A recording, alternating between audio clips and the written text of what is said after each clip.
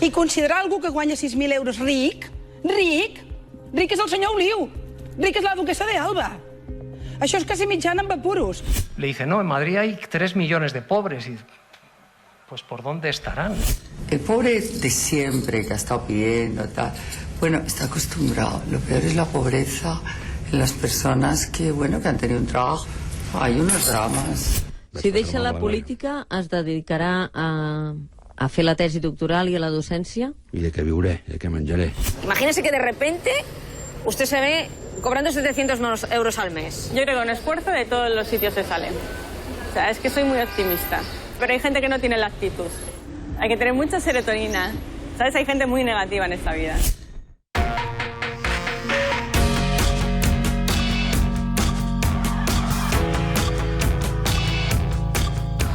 Jo no sé vosaltres, però jo estic lluny de cobrar 6.000 euros al mes perquè la Pilar Rahola em consideri classe mitjana en apuros.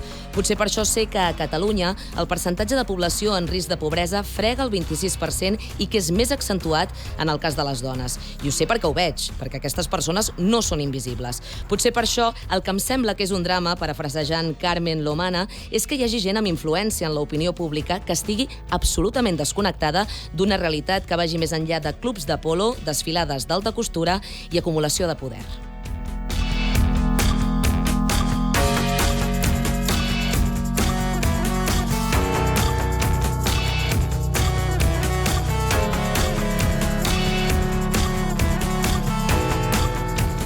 Potser per això entenc la política com un servei públic, no com una esfera des d'on enriquir-se i legislar moltes vegades en contra dels interessos de la classe treballadora. Potser per això mai m'he cregut tot el que es diu de la meritocràcia o que els pobres ho són per falta d'actitud i de serotonina. Però és que potser tot això s'explica perquè intento ser conscient dels meus privilegis i per això crec que no sóc, ara m'ho dirà, el que el Marc Giró anomenaria una pija.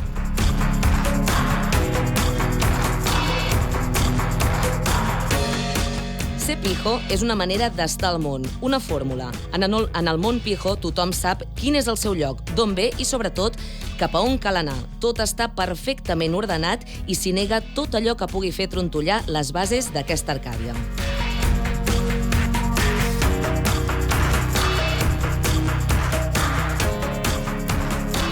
Així és com els descriu Marc Giró, historiador de l'art, director i presentador del magazín Vostè Primer a RAC1 i ara també del programa Late Show de Radio Televisió Espanyola. És autor dels llibres Pijos i encara més Pijos, dues guies pràctiques per saber qui són, què fan i on trobar-los.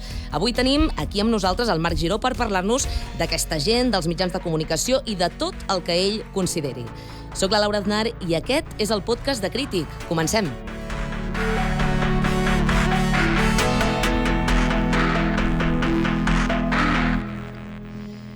Què tal, Marc? Com estàs? Molt bé, moltíssimes gràcies. Moltíssimes gràcies, estic genial. Ai, molt bé, quina alegria. Genial. Escolta, ara deia que fa poquet que et podem veure cada diumenge a Ràdio Televisió Espanyola. Com va el nou programa? Va molt bé, però va molt bé perquè és una cosa que de vegades pot arribar a passar, perquè és un programa que està molt bé. Sí. I llavors no hi haurà... és que ho dic sincerament perquè és que ho he estat pensant i a vegades hi ha coses que no estan... Jo n'he fet, que no estan molt bé i funcionen i dius, bueno, va, i colen. Però és que aquest està molt bé i va cada cop millor i cada cop anirà millor perquè és que està molt bé. N'he vist uns quants. Però està ben fet. Està ben fet. Sí, llavors a mi moltes vegades que en aquest ofici nostre has d'improvisar, has de posar, et diuen moltes vegades venga, salir aquí i disfrutar o ser tu mismo, et diuen de vegades coses d'aquestes. Aquí no, aquí hi ha un guió i llavors es fa. I és màgic, és una mica el dels mags, no? Del Mago Pop, que sap exactament com és el truc, A, B, C, més 2, n'hi poso 3, en resto 4 i surt el conill. I aquí passa això, sí. Saps què pensava quan em preparava l'entrevista, Marc? Que em feia molta il·lusió aquesta entrevista. Bueno, moltíssimes gràcies. No, moltíssimes gràcies a tu. Feia molta il·lusió. I pensava que si algú ens escolta, que jo crec que ens escoltaran, perquè això d'escoltar-te tu jo crec que sempre és una cosa que s'hauria de fer, doncs pensava que seria una mica show perquè els dos parlem una mica com a tota hòstia. I la veritat és que des que vaig conèixer aquesta teoria teva sobre el per què del parlar ràpid hi he pensat molt, perquè a mi sempre m'ho diuen, tia, que et prens per esmorzar i no hi ha res de sintètic. Jo crec que té molt a veure amb això que tu expliques i a veure si ho podem escoltar. los ricos, los hombres, tú también hablas lento. Yo hablo lento. El poder, sí, porque vosotros tenéis vuestro espacio y vosotros hacéis así... Aquest així tu te repanxingaves, eh? Y ya está. Y estáis acostumbrados a que todo el mundo os va a escuchar y etcétera. En cambio, las que somos pobres, las mujeres, los maricones, los desgraciaditos del planeta Tierra, nosotros tenemos que ir rápido a decir las cosas porque a lo mejor no hay espacio, ¿sabes? Entonces el espacio nos lo tenemos que hacer con rapidez y hay que hablar como una metralleta porque si no, no lo colocas. Això és el que deies, i a mi jo crec que té molt de sentit, eh? Sí, és probable que ho segueixi pensant. També és veritat que després vaig parlar amb la Nina, amb l'actriu, sí, que té un podcast que jo també recomano sobre la veu. Ella està molt interessada en la veu i totes les possibilitats i les facetes de la veu com a instrument, la veu com a fenomen, la veu, etc. I ella també aporta una altra informació sobre la gent que parlem ràpid, que és que probablement parlem ràpid perquè podem. En quin sentit? Que podem, que neuronalment... Que tenim espai per poder-ho fer. No, tenim neuronalment la capacitat. Que neuronalment podem. I després també distingeix ella entre la gent que parla ràpid i no se l'entén i la gent que parlem ràpid, que també seria el teu cas, i se'ns entén. I diu que aquí la clau és les vocals. Si tu fas les vocals ben fetes de forma natural, perquè la teva neurologia doncs et porta a fer unes vocals ben fetes, se t'entendrà tot encara que parlis ràpida. Per tant, tu tranquil·la. També és veritat que moltes vegades jo responia cortèsment a per què jo parlo ràpid, però crec que ara, després de pensar-hi, també crec que és la pregunta tenia truc, perquè és, escolti, vostès que parla molt ràpid, en el fons et diuen, escolti, parli més lent o parli encara més lent, més lent, deixi de parlar. Vull dir que la gent que parlem ràpid, que no sigui que volen que parlem lent per acabar deixant de parlar, diguéssim. I per tant jo trobo que aquesta pregunta ni tu ni jo l'hem de respondre ja més. Escolti, jo parlo ràpid perquè em surt a mi dels mismíssims. Segueixes parlant de pijos, en el nou llibre que has fet, que tu m'explicaves en una entrevista. Mira, a mi els pijos he aconseguit viure d'ells, no? És una reparació històrica, ho dèiem. Sí, la reparació històrica ho deies tu. Sí, perquè aquella vegada que havíem parlat l'estiu passat, em sembla que era, no devia ser l'estiu passat, sí. Encara no havia... El llibre encara no estava publicat. No, estava a punt. Estava a punt. És genial viure...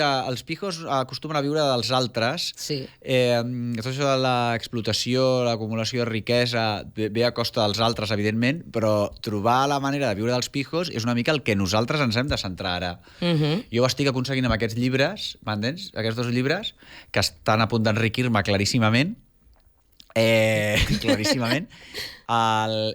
viure dels pijos és genial, diguéssim. Llavors, tot el que sigui... Vostès ara ens hem de concentrar, deixin-se estar dels drets humans, deixin-se estar de no sé què, totes aquestes coses amb les que ens estem despistant. No. Nosaltres hem d'anar un altre cop a concentrar-nos en el que hem de fer, que és viure dels pijos. O sigui... Tot el que puguem. Clar. I això és una cosa que és genial. És que et surt, home, fantàstic, sí. S'ha de detectar on està el pijo i escurar-lo. No escurar-lo, tampoc, vull dir, viure, intentar viure bé del pijo. Subvertir, no? Es diu això, canviar els papers. Molt bé. Sí, això és el que tu estàs perfeccionant, eh? Sí, claríssimament. Jo t'ho recomano moltíssim i us recomano a tots vostès. Els pijos tenen moltíssimes necessitats i nosaltres els podem satisfer aquestes necessitats. I estem a punt de fer-ho, clar. Molt bé. Has escoltat el recull de perles que feia al principi? Sí, bueno... Pobre, sí. Bueno, és que arriba un moment en el que tu deies abans d'això de la revisió del propi privilegi, que seria una de les bases, una de les coses que el pijo no fa de cap de les maneres del món, perquè el pijo viu d'esquenes a la reflexió en general i a la reflexió sobre el seu privilegi en particular. Perquè, esclar, en el moment en què tu reflexiones sobre per què tens el que tens, per què ets qui ets, etc., doncs, home, has d'estar al món d'una determinada manera o sense patir, perquè, escolti, tampoc ara ens desposseirem de tot, ja ho hem dit 1000 vegades, vegades, com o sí, o no sé què s'ha de fer, però vaja, sense patir, sense posar-se ara sense victimitzar-se, no? Perquè després també hi ha aquestes que et victimitzen, no? Que s'adonen que tenen privilegis i llavors foten uns lios que es victimitzen, no? Que carinyete, no et victimitzis ara perquè ets privilegiada, saps? Simplement no reflexiona-hi, no? Això, sí, però simplement pagar els teus impostos. És un mínim. Senzill. Sí, de vegades pagant els impostos ja està bé, vull dir que no cal fer massa res més. Això els està passant molt als mascles, que és una cosa que jo em té... els està passant al mascle i està passant amb el futbol, que és una cosa que a mi em té intrigadíssim aquests últims dies, que és aquesta cosa del mascle, d'homes que han de revisar la seva masculinitat o veure com poden encaixar en aquest món convuls, segons ell, aquells assumptes que són de... És a dir, mascles que revisen el seu privilegi de mascles. Primera, jo ho he dit alguna altra vegada, vostè abans de pensar que vostè és un mascle i té privilegis de mascle, hauria d'anar a buscar una biografia o fotografies de Cary Grant. Vostè troba que el seu aspecte, la seva forma d'estar al món és com la de Cary Grant? No, perquè vostè és fofo. Per tant, vostè no és mascle, que hi ha molt mascle que es pensa que és mascle i està revisant els seus privilegis, pensa que està revisant-se com si ell fos un mascle. Tu ets un fofo i no passa res, vull dir, fofes som totes una mica, no? Vull dir-te. Llavors són gent que estan creient o que els han fet creure que són mascles i llavors ara resulta que estan revisant el seu privilegi. No cal que revisis tant, perquè tu has vist a Cary Grant i t'has vist a tu? Aquí hi ha moltíssima diferència entre Cary Grant i tal. Bueno, o Indiana Jones de les primeres pel·lícules. A tu et dona la sensació que dones la talla de la mateixa manera que Indiana Jones de les primeres pel·lícules, l'Arca Desconocida o Perdida?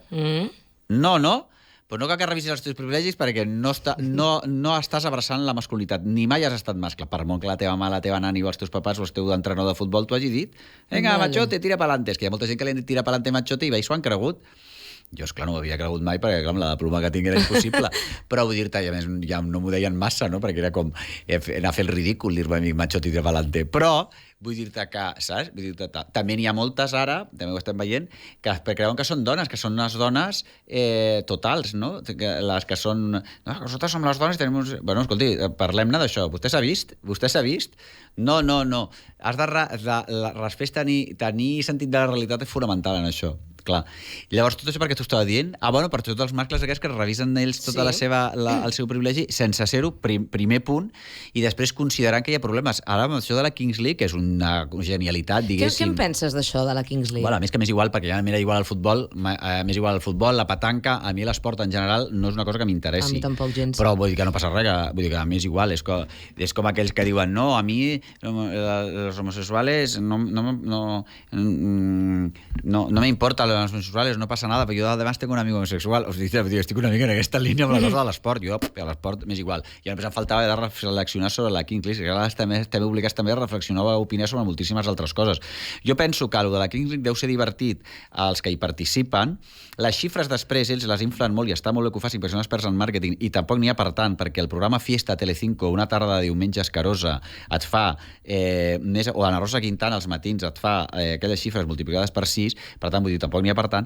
El que passa és que sí que trobo que la cosa divertida que és la Kings League poden estar a punt de perdre la diversió i l'alegria, que té molt a veure amb el seu consumidor, que deu ser un consumidor jove o xavals joves o xavals i xavals, sobretot majoritàriament, ara parlarem d'això, si vols, però ara ho estan parlant tots després d'haver omplert el Camp Nou, tothom ho està parlant com si estiguéssim parlant de Sòcrates, o sigui, com si estiguéssim davant d'una sèrie de catedràtics a Oxford parlant de la Pedra Rosetta, no? De l'última interpretació sobre la Pedra Rosetta o sobre una cosa cel·lular o alguna tal.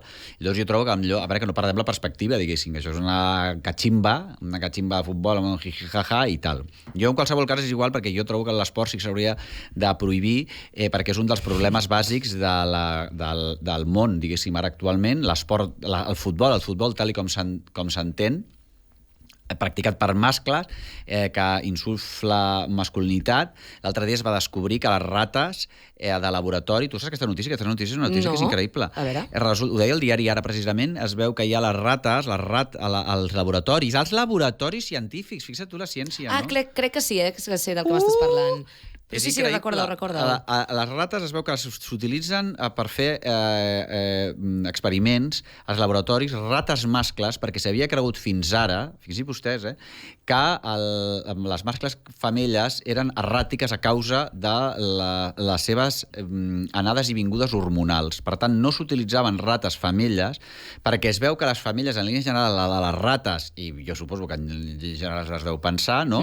Doncs les rates sou erràtiques hormonalment i, per tant, no serviu per la ciència. Llavors s'utilitzaven mascles, perquè es veu que els mascles eren més, el seu patró hormonal, sea eso, lo que sea, es veu que era més regular i per aquestes investigacions que s'havien fet tan importantíssimes, doncs es veu que era més regular i tenir un mascle, una cosa regular, un ésser regular, un ratolí regular, doncs ara s'ha descobert que no.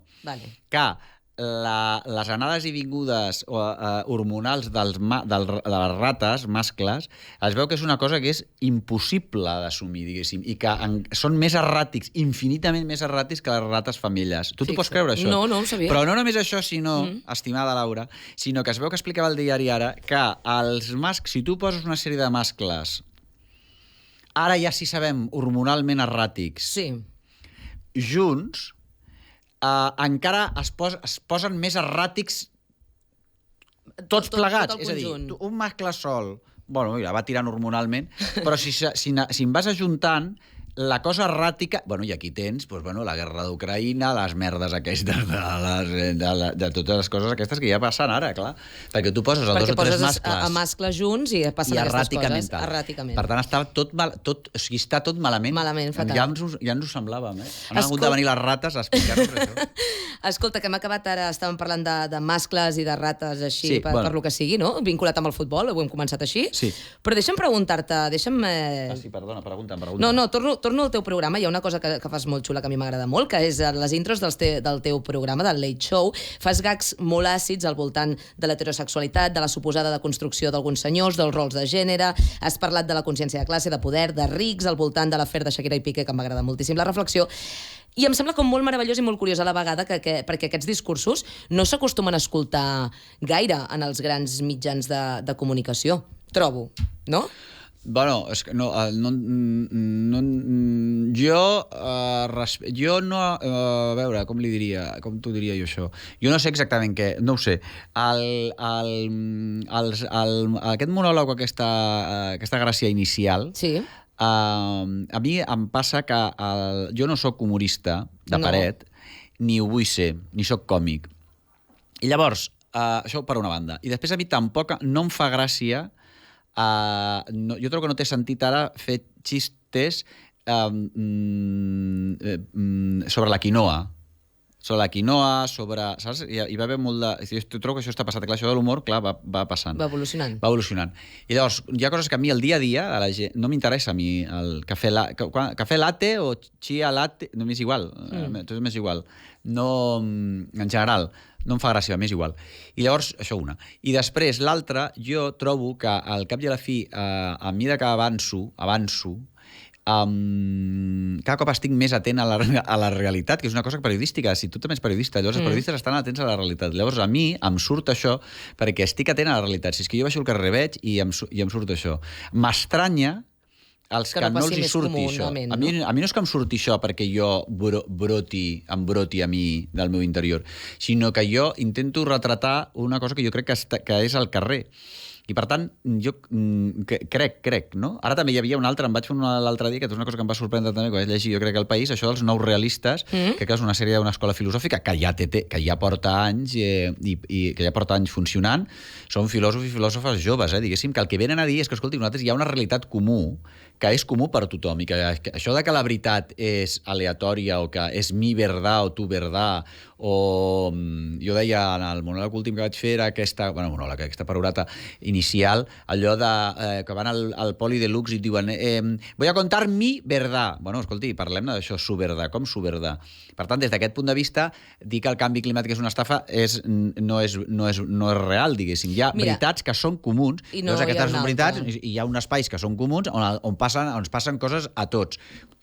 I això és el que feia el periodisme de tota la vida, vamos, jo crec, no? Sí, però mira, de fet, aquesta entrevista que vam fer aquest estiu passat, tu em deies que les tertúlies de grans mitjans moltes vegades es posen propagandistes al mateix nivell que els periodistes, i deies, al periodista se l'ha d'exigir que tot el que diu estigui contrastat, no? I després Sí, perdó. No, deies tu, tota aquesta merda de dades que vostè m'està dient les pot acreditar? No, doncs fora de l'estudi avui no cobres. En canvi, si t'hi fixes, en molts grans mitjans de comunicació hi ha persones que tu qualificaries, entenc, de propagandistes, que donen dades sense que hagin de passar per un contrast. Ni les entenen. Bueno, aquí hi ha diverses coses. La primera, que jo crec que és fonamental, que a mi em dóna la sensació, però és una cosa, humilment, els hi diré humilment, ho podria dir supèrbiament, però ho diré humilment. Mira la sort que hem tingut aquesta tarda, avui estic humil. Però la qüestió és tant que, efectivament, això, jo crec que una cosa s'ha de distingir entre la propaganda i el que és informació, i per això és fonamental tenir clar si un mitjà és un mitjà de comunicació periodístic o és una altra cosa. Nosaltres tenim clar que la King League no és futbol, aparentment, i que el futbol és el futbol i la King League és una altra cosa que tenen molt a veure. De moment, ja veurem com acaba la cosa, no? I de la mateixa manera hauríem de saber, hauríem de tenir clar, el ciutadà, què és periodisme i què no ho és. Això per una banda. I després una altra cosa que jo estic... Després les fonts, a banda de les dades que es donen, els periodistes han de tenir clar la font. Estem farts de veure informes policiales, han dicho, no sé què, no sé quantos, però vostè abans de donar una informació has de revisar la teva font. Llavors, encara que tinguis aquella informació, saber aquella informació a qui beneficia i a qui perjudica, i si tu com a periodista estàs manipulant, jo crec que hi ha molt periodista manipulat, diguéssim. Sí. I que després tot això, les exclusives, el tema d'exclusiva, i això és una cosa que l'hem vist a la televisió perquè va començar com un acudit, s'ha d'anar en compte amb els acudits perquè moltes vegades comences amb una cosa, amb un acudit, i s'acaba convertint en un malson. Allò exclusivote del tomate o normalment s'escolen per la premsa del cor o per la premsa més allò que havíem dit premsa femenina. Hi ha molts discursos que s'escolen pel que seria el periodisme tou o periodisme més d'entreteniment, o digue-li com vulgui. Llavors, clar, com que ara tot és exclusiu, hi ha una mena de pressa per dir exclusives, no revisen les fonts, la font, i hi ha moltíssim periodista que té fonts de comissaris fraudulents que et passen informes que no són reals, s'han de revisar les fonts, però és que jo no sé, la gent no està estudiant periodisme, jo perdona que t'ho digui, allò del doble check, allò dels diaris nord-americans que hem vist a les pel·lícules, que hi ha una planta, només gent revisant si que les notícies són reals o no són reals, això és una cosa que ara no s'estila. I després també revisar la font, veure aquesta font realment és una font fiable, quantes fonts tens per acabar dient això, i sobretot a qui beneficiar, a qui ha acabat beneficiant aquesta informació que tu dones. Ara parlarem de titulars de la premsa d'entreteniment, així que no marxis encara, perquè tenim aquí a la periodista i humorista Ana Polo, que ens ajudarà a posar la cirereta final a aquesta entrevista. Ja veuràs, ja. A veure...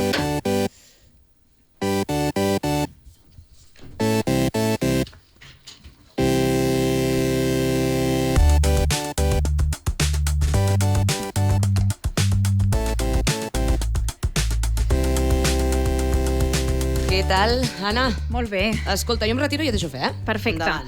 Marc, a mi em consta que has estat molts anys treballant com a editor al món de la moda, no? I, de fet, tu fa poc, al teu programa, al Late Show, vas dir això. Em veig en l'obligació de demanar perdó. Vull demanar perdó a totes les dones del planeta Terra, de la primera a l'última, per la gran quantitat d'imbecilitats que els vam recomanar quan jo escrivia a les revistes de moda. Demano perdó, amiga, et demano perdó, perquè et vam dir estupideses tipo chica sé tu misma, chica sé ara otra, vesteix-te de ejecutiva, de monja, de puta, de patinadora, minimal, maximal, sexy, curvy, slim, boy, girly, ting, tong, boom. Bueno, i tu fas una larga retaïla de conceptes, no?, i de coses de revistes de moda. Sí. T'he portat un joc, vale? Molt bé. És un quiz, i jo t'aniré dient 3 titulars i tu m'has de dir quin és el fals. Sí, vale? Hi haurà 2 verdaders i un fals. Vale, comencem. Bienestar, la dieta de las 3 horas. Pierde peso y come de todo. B. La nueva píldora Barbie. Adelgaza, broncea y alimenta tu deseo sexual. O C. Muslamen de gelatina. Di adiós a la celulitis con esta sencilla rutina de ejercicios. Home, jo crec que el segon deu ser fals. El de la Barbie no deu ser veritat. No ho sé. La última. La última és fals. El muslamen és falso. El muslamen és falso. Sí. Següent, ¿vale? Atenció. A. De cachorrita a tigresa. 10 pasos para sorprender a tu hombre en la cama. B. Extra spicy. Tócalo y vuélvelo loco con la dosis exacta de caricias. O C. Morning sex. Despierta a la bella durmiente salvaje que hay en ti y a gozar. El tercer deu ser fals. Ostres, no ho sé, és que... Tu ets expert, No tinc ni idea. És que sonen perfectes, no? Des del punt de vista de la revista femenina, sonen tots, sí. És el primer, el fals. El primer és el fals. Sí, els altres dos... Tu podries ser redactora de... Ho faria molt bé, no? Sí, tant. Els altres dos són de la Cosmopolitan. Sí, vols que la Cosmopolitan també m'agrada. Mare meva. He anat a buscar les millors fonts, evidentment, no? Ara parlàvem d'això, que hem de tenir bones fonts i contrastar-les. Exacte. Vinga, va, tercera. Ay, nuestros queridos, aunque frágiles hombres. Guía para su cuidado. Mira. B. Miedo a deslumbrarle. Te contamos cómo hacerte la tonta sin teñirte de rubia. O C. Relaciones peligrosas. Cuando ganas más que él. Sí, el segon deu ser el fals, però no ho sabem, és que no tinc ni idea, perquè tots són boníssims, no? O sigui, tots són des del punt de vista... Sí, efectivament, el segon és el fals. Sí, doncs mira... Però, bueno, no ho hem fet molt bé, eh? No, perquè és que està perfectament... Està perfecte. Era dificilíssim. Una cosa, m'ha semblat molt al·lucinant el titular de la... A veure, me'l recuperes, el titular de la Barbie. No, el de la Barbie. El de la Barbie. Perquè era real, aquest era cert, Sí, és absolutament cert. Què deia? El de la Barbie diu: la nueva píldora Barbie adelgaza, broncea i alimenta tu deseo sexual. És que aquesta la volem, no? Tu Home, jo per interessant perquè te la venuda, no? Home, jo me la comprava, Harper's Bazaar. Allà us poden donar més informació. Tinc temps per una altra? Tens temps per una altra. Vinga. Atenció. Últimas noticias. Las mujeres somos más infieles. Vírgenes. ¿Hay que salvar a esta especie en extinción? O trabajo, 37 looks para rendir como una tiburona sin perder estilo en la oficina. Però és que poden ser tots... És que tots els trobadors verdaders. Serà el de la tiburona, a la millor. Efectivament, sí. Toma, mira, un. Però podria ser perfectament... Podria ser perfectament. Sí, podria ser perfectament... Jo els he vist a tots verassos. A tots verassos. Tu feies o tu havies... Quan tu treballaves hi havia coses d'aquest tipus, eh? No, era... primer que jo treballava a Marie Claire, que Marie Claire també era una revista que tenia una mica més de consciència feminista. Era la primera revista feminista d'Únia, Marie Claire, d'un tipus de revista de tradició francesa i no anglosaxona, que tot i que era permeable a segons quins tipus de discursos, s'anava una mica més amb compte. I després també és veritat que el periodisme de moda o el periodisme de les revistes femenines està molt... que és una cosa que deu passar a les principals capçaleres i els principals diaris i tots els mitjans de comunicació. Hi havia molta ingerència per part de la publicitat. I en el fons en aquestes revistes, però torno a insistir que això deu passar en el periodisme en línies generals i s'hauria d'advertir d'alguna manera què està patrocinat i què no, diguéssim, i què és public reportatge i què no, i qui ha pagat qui, etc., a tots els mitjans de comunicació, diguéssim. O per què no es parla de tal banc a tal diari, això ho han explicat els directors de banc, no? Que de sobte tu no pots parlar de segons què perquè resulta que aquella persona t'ha posat, o no pots parlar de l'Ajuntament de no sé on o de la Generalitat de no sé quantos, perquè hi ha una campanya institucional en marxa que sustenta el mitjà. Bueno, però això també passava en les revistes de moda, no? Clar, segons què no ho podies dir, o que podia ser, o no ho deies a l'inrevés, o fins i tot deies que una cosa era magnífica perquè pagaven publicitat, i allò era una merda descomunal, clar. Escolteu, ho hem de deixar aquí, com està dient el Matías, que ens n'estem anant de temps. Fatal. Moltíssimes gràcies, Ana Polo. Gràcies per haver vingut també avui, que la tindrem cada setmana, a l'Ana Polo. Fantàstic. Estem molt contents. I moltíssimes gràcies al Marc Giró. Moltíssimes gràcies. És un gust tenir-te. Torna aviat, Marc. Sí, ho faré. Moltíssimes gràcies. Genial. I jo també m'acomiado per avui, gràcies al Matías Ros, que és el control de so, i a l'estadi una altra vegada, i a l'estudi Hub Barcelona de Poblenou per acollir-nos. I gràcies a tots i a totes les que ens esteu escoltant. No marxeu gaire lluny, que ens retrobem aviat.